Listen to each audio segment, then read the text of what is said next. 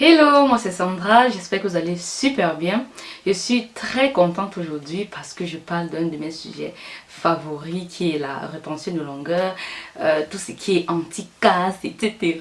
J'adore.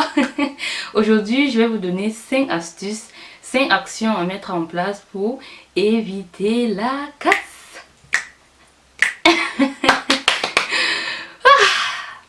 Let's go. Première astuce, c'est d'éviter les raies parfaites. Je vous ai fait une vidéo sur ce que je pense des coiffures protectrices et justement, je vous expliquais dans cette vidéo pourquoi ces coiffures sont des coiffures qui engendrent plutôt la casse, parce que ce sont très souvent des coiffures qu'il faut faire des raies parfaites. Et je vous expliquais que le cheveu crépus, c'est un cheveu qui n'aime pas les raies parfaites. Il y a bien des astuces pour pouvoir se faire des raies parfaites sans pourtant causer la casse, mais il va falloir mettre en place quelques petites choses. Premièrement, privilégier le traçage sur des cheveux humides. Quand je dis humides, ce sont des cheveux que vous avez préalablement imbibés de produits démêlants. Moi, j'utilise un produit démêlant lorsque je fais mon masque capillaire et c'est en ce moment donc que je privilégie pour faire des raies parfaites. Je vais vous laisser avec ma princesse et elle va vous expliquer en détail comment s'y prendre. Alors, pour faire une raie parfaite sans pourtant causer la casse, on va faire ça quand les cheveux sont mouillés, en l'occurrence avec un produit démêlant, en l'occurrence le masque et même parfois votre crème ou lait capillaire. Ces produits-là ont parfois un pouvoir démêlant. Vous voyez par exemple, là j'ai appliqué mon masque là tout à l'heure et là en fait c'est très propice pour moi de faire une raie parfaite sans pourtant me casser la tête. Et je prends toujours le bas des peignes là, des peignes à queue. On n'utilise pas ça, hein. N'utilisez pas ça. Parfois, on se retrouve en train d'utiliser la tête en fait du peigne à queue comme ça.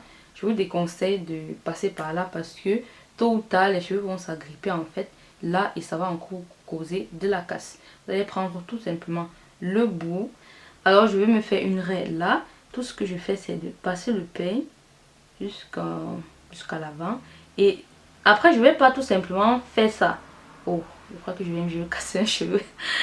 Après, ce qu'on va faire, c'est tout simplement aider le peigne et voilà. Là maintenant je vais, vous voyez, à ce niveau nos cheveux c'est comme ça. Même si vous avez peigné encore et encore, c'est comme ça qu'ils sont. Il y aura des cheveux comme ça. Vous voyez, je commence par ici à démêler.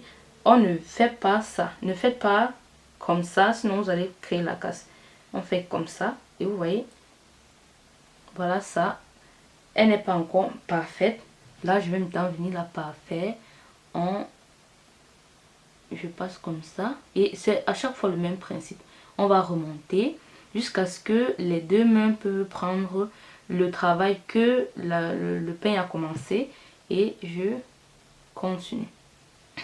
Voilà en fait comment vous pouvez vous faire une raie parfaite sans pourtant créer de la casse. Et voilà l'erreur numéro 1 que je vois très souvent. C'est le fait vous savez, les raies parfaites en fait vont contre l'alignement naturel de nos cheveux. Alors le fait de vouloir séparer comme ça fait en sorte que ça va créer des nœuds. Les cheveux vont vouloir s'attacher en fait. Et vous voyez que je me suis arrêtée à un niveau parce que la plupart continuent toujours jusqu'aux pointes et c'est là en fait que ça forme une boule de nœuds en fait. Évitez ça. Il est tout de même possible de se faire une raie parfaite lorsqu'on n'a pas un produit démêlant, lorsque nos cheveux ne sont pas mouillés, mais ça va être beaucoup plus délicat et par conséquent prendre un peu plus de temps que quand vous avez un produit vraiment démêlant qui vous facilite le travail. Au quotidien, je vous conseille de faire des coiffures qui n'ont pas besoin de raie parfaite. Par exemple là j'ai cette raie là et c'est une raie que j'adore bien faire à chaque fois que je fais mes soins parce que je l'aime bien comme ça. Mais en semaine quand je veux une raie de ce côté, bah je ne vais pas prendre le peigne pour vouloir me faire une raie parfaite. J'utilise tout simplement mes doigts et je vais avec mes doigts essayer de me coiffer. Et là, je vais créer une raie. Elle n'est certes pas parfaite, mais on s'en fout. Et désolée. Et je trouve même que quand je me fais des raies parfaites de ce côté-là, je trouve que c'est pas joli. Ça me fait un truc... je sais pas comment vous expliquer, mais à chaque fois quand je me fais une raie parfaite ici et je fais en fait la coiffure comme ça ne donne pas le même résultat que vous voyez là maintenant. Et c'est un peu ça. Si vous voulez faire des coiffures comme par exemple un faux rock qu'il va falloir peut-être diviser à chaque fois vos cheveux, je vous conseille de faire ça durant votre session de soins, parce que là c'est beaucoup plus facile. Et quand vous allez faire ces raies là, et en fonction de ces raies, vous allez par exemple faire une mise en pli en suivant tout simplement ces raies. C'est vraiment une petite astuce qui facilite la vie, parce que quand les cheveux sont dans cet état-ci, faire des raies parfaites c'est beaucoup plus, comme j'ai dit, difficile, et ça cause beaucoup de casse. Néanmoins, il peut arriver que vous avez une sortie, je sais pas trop quoi, et que vous voulez absolument avoir une raie parfaite. Là vous pouvez le faire, mais ça ne doit pas être une habitude de... Imaginez chaque semaine ou bien tous les jours vous faites de nouvelles raies parfaites dans vos cheveux. Bah, ça va vous créer beaucoup de casse. Et je vous conseille vraiment d'être à l'aise avec ce fait de ne pas vouloir toujours avoir ce qui est parfait. Parce que vous pouvez aussi vous faire un faux rock par exemple avec des raies qui ne sont pas parfaites. Faire un updo avec des raies qui ne sont pas parfaites. Ce n'est pas toujours obligé d'avoir des raies ultra bien tracées. Je me souviens aussi il y a cela longtemps quand je faisais mes twists. Les twists pour vraiment en tant que coiffure, je ne me cassais pas la tête à vouloir faire des raies parfaites, parce que ça prend la tête et ça cause beaucoup de casse, parce qu'à chaque fois il va falloir faire attention à ce qu'on fait. Et je trouve que la nature est bien faite. Ce sont des cheveux qui n'ont pas besoin de raies parfaites. Je trouve que dans cet état vraiment comme ça, c'est beaucoup plus joli. Ça déjà c'est mon opinion personnelle, mais je pense que c'est un cheveu qui est comme ça. C'est un cheveu qui a cette densité là, qui a la capacité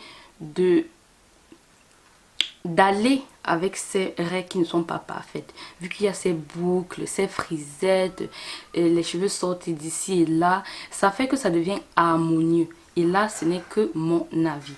Alors pardon, on va prendre une autre place, voilà, disons là, voilà, vous voyez, ça ce sont des raies imparfaites que je trouve super sur nos cheveux. Vous voyez, ça donne cet aspect si, je sais pas comment expliquer, mais j'adore quand c'est comme ça, quand ça fait cet aspect là, je kiffe. Quand c'est comme ça, je n'aime pas, je sais pas trop pourquoi. Vous voyez, c'est un genre. Alors on va prendre le bout du peigne à queue, toujours, hein, éviter de faire avec cette partie-ci. C'est en fait le même principe que quand les cheveux sont mouillés. Quand vous allez passer le peigne, ici ça sera beaucoup plus délicat. Vous voyez, pas vraiment à la racine. Alors que quand j'ai les cheveux imbibés de produits, ça va un peu beaucoup plus vite. Là, je serai vraiment délicate. Quand j'ai réussi à faire ça, je retire dans le peigne. Et là, je vais justement aider mes cheveux.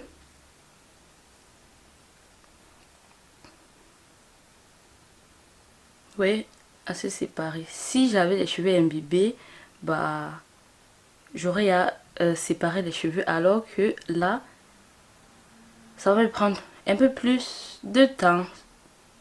C'est pour ça que c'est vraiment un gain de temps pas possible. Vous gagnez non seulement en temps et vous évitez la casse quand vous faites ça au bon moment. C'est-à-dire lorsque vous avez un produit démêlant dans les cheveux. Évitez de croire que quand vous avez les cheveux mouillés, c'est le moment propice pour faire une raie ou bien quoi. C'est pas parce que vous avez l'eau dans les cheveux que c'est propice au démêlage ou encore faire ces choses là. c'est quand il y a un produit glissant, un produit démêlant. L'eau permet aux cheveux d'être certes assouplis, mais c'est pas l'élément qu'il faut pour démêler les cheveux. Vous voyez comment ça, c'est en fait un casse-tête de vouloir faire ce genre de règle. Mais comme j'ai dit, si ça arrive de temps en temps de vouloir faire ça, bah voilà. Et vous voyez, j'ai évité, si je passais en fait le peigne comme ça et je faisais ça là, ce que je vois souvent, on passe le peigne et on fait ça, et on fait ça, ça cause en fait de la casse. Deuxième astuce pour dire adieu à la casse et par conséquent dire bonjour aux longs cheveux, c'est d'éviter d'utiliser les peignes à dents resserrées comme ça sur vos pointes. Pardon, ma chérie Sandra, explique-leur. Alors, je vois très souvent cette erreur fatale là qui est de prendre le peigne à dents extrêmement resserré pour peigner ses pointes, tout simplement parce qu'on veut avoir des pointes qui sont bien alignées, lissées entre eux. Voilà. Donc très souvent, bon, j'ai menacé de cette portion pour que ça donne cet aspect là parce que vu la façon que je manipule mes cheveux, en fait, je n'ai pas ce problème sur les pointes. Donc très souvent, les gens ont cette habitude là d'avoir les pointes qui sont fouilles comme ça, c'est-à-dire compactées, resserrées entre eux. Ça en fait en sorte que quand les gens veulent faire, par exemple, je vais prendre un léger exemple, les gens veulent faire des twists. Je vais faire ça rapidement juste pour... Voilà, quand les gens font les twists, jusqu'à ce qu'ils arrivent à ce niveau-ci, vu que les cheveux sont compactés et justement ça ne donne pas la possibilité de bien faire la twist, et si même la personne veut insister et faire la twist, bah, la personne doit faire une twist qui sera gonflée là à ce niveau. Pourquoi? Parce que les cheveux sont tellement compacts à ce niveau et c'est même pas agréable au toucher quoi. Donc ce que les gens font très souvent, c'est de faire la twist, disons que on va faire la twist, forcer, faire la twist jusqu'à arriver à un certain niveau où vraiment la personne n'en peut plus. Qu'est-ce qu'on va faire? On va prendre ce peigne-ci et les gens font ça. Il faut voir comment elle est concentrée quand elle peigne comme ça. Et les gens prennent ça et commencent à peigner justement pour avoir cette partie qui va se lisser, qui sera bien alignée, ça sera plus compact. Vous savez, à ce niveau, les boucles sont très petites, elles sont resserrées. Et bref, je pense que vous comprenez de quoi il s'agit. Et soit, ou encore, les gens vont prendre le peigne à dents large justement et peigner où? Je crois que je viens de casser les cheveux. Et les gens vont prendre le peigne à dents large et justement commencer à peigner. Déjà avec le peigne à dents large, ça va déjà. Hein? Ça va, c'est un peigne qui respecte quand même nos cheveux. Mais jusque là, c'est pas bien. Et en plus, c'est au niveau de vos pointes que vous faites ça. Donc, c'est parfois les cheveux les plus fragiles. Surtout si vous n'avez pas des cheveux que vous avez bien nourris. Bah, si vous n'avez pas les cheveux bien nourris, vos pointes seront encore 1000 fois fragiles. Et même si vous avez comme moi des cheveux vraiment qui sont bien nourris de la racine jusqu'aux pointes, jusque là cette partie est beaucoup plus fragile parce que bon, ce sont les aînés hein. Les aînés, il faut un peu les respecter. Alors aujourd'hui je vais vous montrer comment éviter d'avoir les pointes là qui sont compactes, resserrées. Comme ça vous n'aurez plus à utiliser ce peigne là sur vos pointes. Quand vous avez ce truc là ici au niveau qui commence à faire ça, vous allez tout simplement prendre, que ce soit le moment que vous êtes en train de faire votre masque ou encore le moment où vous êtes en train de faire votre mise en pli, c'est-à-dire vos twists. Vous allez donc utiliser votre crème ou encore votre masque capillaire. Là je vais utiliser ce masque-ci. Et vous allez tout simplement commencer, mettre un peu de produit là et commencer par les pointes. Donc imaginons que vous avez déjà fini de démêler cette partie là, et comme j'ai dit très souvent quand on démêle, bah, quand on finit derrière tout démêlage, bah, pour celles qui n'ont pas une bonne manipulation, bah, ici va encore commencer à s'en mêler comme ça.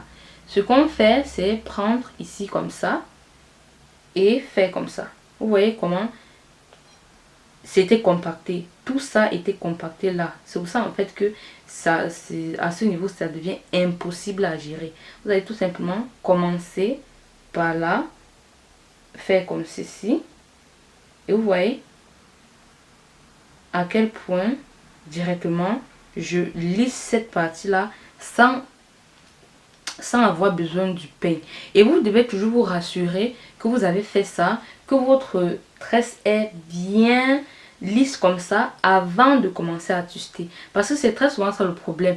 On fait le démêlage, après il y a ce bout là qui est qui commence à être compact et tout, et directement on va diviser pour vouloir faire sa tuste et arriver vers les pointes, bah, on va se rendre compte à ce niveau il y a donc une boule, et très souvent on est déjà presque à la fin de la tuste, on n'a pas envie de tout défaire pour commencer encore à faire le démêlage, et c'est à ce moment qu'on prend donc le fameux peigne-ci, on commence à démêler avec.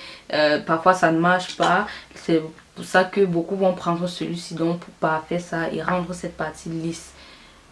Donc la chose à faire, c'est de se rassurer bien avant qu'on commence à vouloir faire ça, c'est que tous les cheveux sont alignés. Donc vous faites comme j'ai dit là, vous allez prendre le produit et vous allez tout commencer par la pointe à faire ces mouvements-ci, vous voyez, faire ces mouvements-ci et vous alignez les cheveux. Vous voyez comment je fais?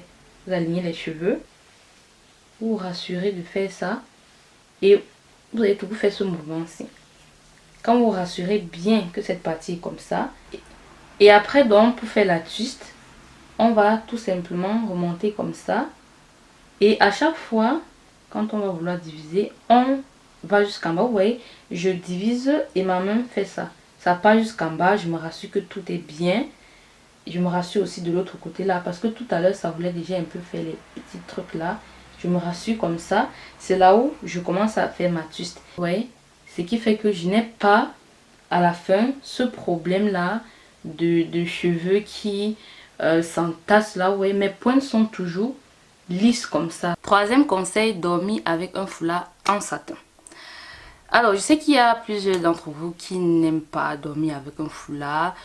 Si vous n'aimez pas dormir avec un foulard en satin, je vous conseille donc d'utiliser un thé doré en satin. Et je vais vous expliquer pourquoi.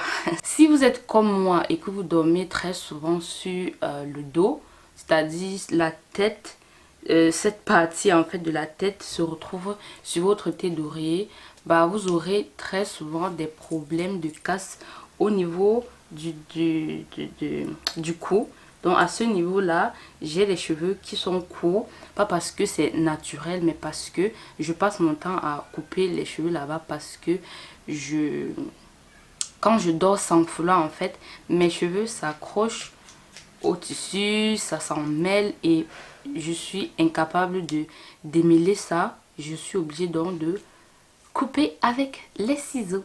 À chaque fois, ces nœuds là me rappellent toujours pourquoi je dois dormir avec mon foulard, parce que de temps en temps j'oublie, parfois j'ai la flemme. Il y a aussi mon amie Aline qui a franchement ce problème là au niveau du cou. Elle a vraiment des cheveux tellement mini à ce niveau là, et elle a justement ce problème là. Le sien est encore grave parce que elle dort tout le temps sans foulard. On va dire par mois elle va mettre le foulard une fois, et là je pense que vous pouvez clairement voir les conséquences.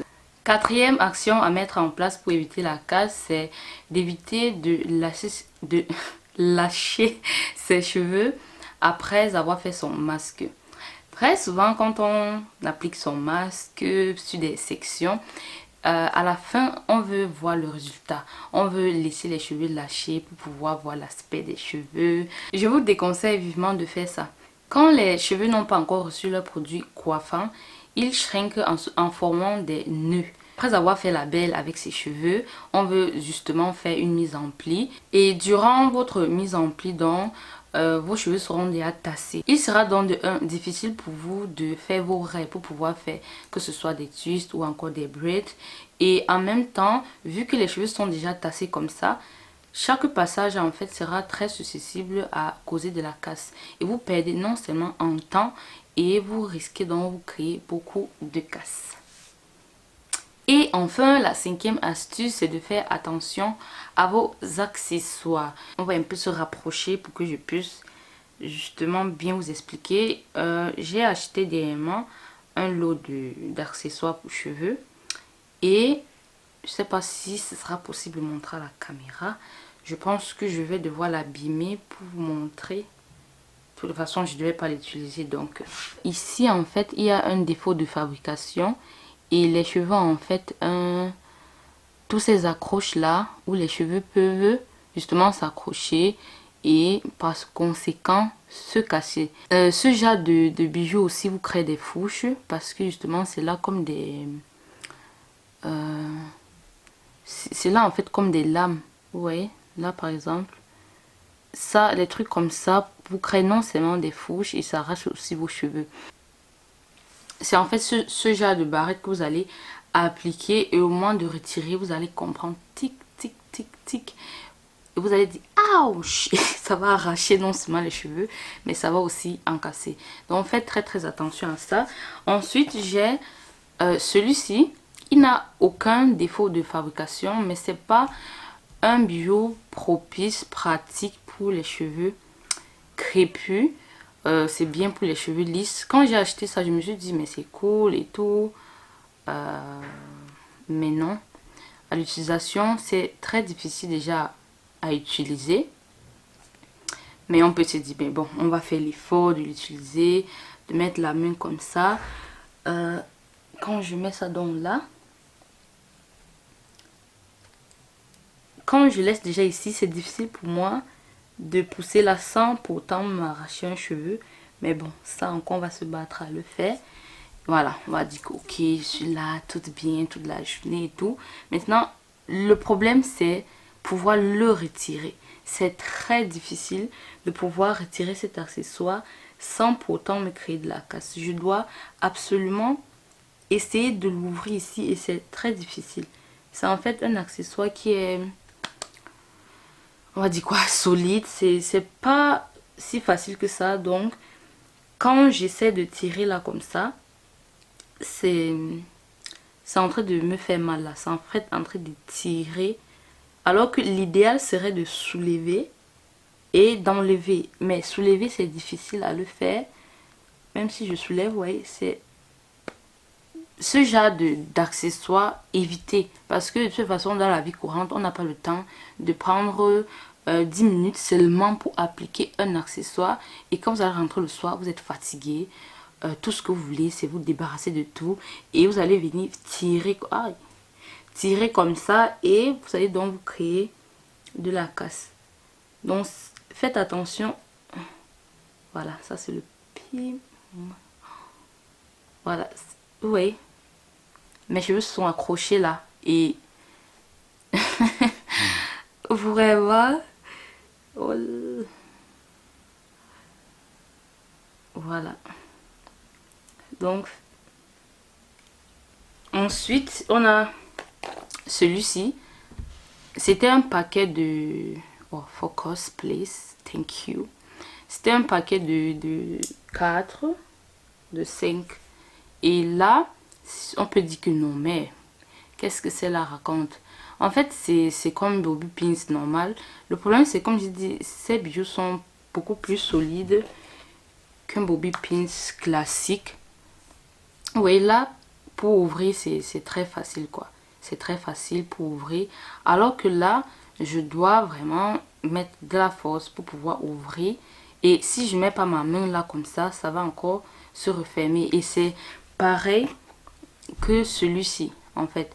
Donc si je mets ça dans mes cheveux, après pour retirer ce sera très difficile et mes cheveux vont s'accrocher à ça et là me causer de la casse. Et ce genre d'accessoire il faut faire très attention vu que ce sont les accessoires qu'on applique le plus souvent au niveau de la racine. Et à ce moment, ça vous arrache non seulement les cheveux, mais ça casse les cheveux qui tendent là. En fait, vous perdez toute cette longueur-là. Voilà. Donc, privilégiez. Faites, quand vous achetez vos bijoux, bah, moi-même, j'ai cru que ça devait être vraiment parfait pour nos cheveux là, mais c'était pas le cas. Il y a encore notre bijou là, je le retrouve pas. Voilà, le voici. Ça, c'est à éviter quand on a des cheveux crépus. Là, c'est en fait du métal. Et c'est un métal qui est fin comme une lame de rasoir. Et ça à éviter quand vous avez les cheveux crépus. Même quand vous avez les cheveux lisses, sincèrement, c'est à éviter. C'est pareil que l'autre. Ici encore, c'est même pire parce que en appliquant ça dans les cheveux comme ça, et en voulant retirer, ça fait comme des lames de rasoir. Et je viens de m'arracher un cheveu. C'est vraiment, les petites choses font les grandes choses, quoi. Je vais vous montrer le cheveu que je viens en fait d'arracher. C'est le bulbe d'un cheveu. Et je viens d'arracher carrément. La casse est encore mieux parce que quand vous cassez les cheveux, bah, ça peut encore pousser. Le fait d'arracher comme ça, c'est ça en fait qui fait que beaucoup de gens qui ont les tempes dégarnies, bah, ça ne repousse plus. Parce que la casse est très souvent causée par les cheveux qui se sont arrachés et non les cheveux qui ont été cassés. C'est mieux de se casser un cheveu que d'arracher, quoi. Vous voyez que là, je viens de m'arracher un cheveu. Pourtant, je n'ai même pas appliqué cette barrette proprement. C'est-à-dire, si je l'appliquais bien, ça devait être la catastrophe. Pourquoi c'est vraiment ça arracher mon cheveu? Si vous voyez bien ici, c'est tout plat comme ça. Donc, même quand vous ouvrez la barrette, ça ne s'ouvre pas jusqu'à la fin. Alors, quand vous mettez ça dans vos cheveux vont arriver et ouvrir cette partie-ci et rester là. Et quand vous allez refermer, c'est bon. Maintenant, quand vous allez vouloir retirer la barrette, vous allez l'ouvrir. Mais ici, reste toujours fermé. Et à ce moment, vous allez tirer la barrette. Tous les cheveux qui sont à ce niveau-ci vont s'arracher un à un. En même temps, le fait que là, c'est un peu comme une lame de rasoir, ça peut aussi vous créer des fourches. Et nous voici à la fin de cette vidéo et pour vous remercier de l'avoir regardé, je vous offre 1 heure de coaching 100% gratuit. C'est une série de 5 vidéos dans lesquelles je vous montre comment j'ai moi-même fait pour avoir de longs cheveux, pour avoir des cheveux qui sont toujours souples, brillants et hydratés. Tout ça se passe dans la barre d'infos. Vous allez mettre votre mail et vous allez recevoir instantanément la première vidéo de ce coaching offert. On se dit à tout de suite de l'autre côté. Ciao, ciao, bisous. Mouah.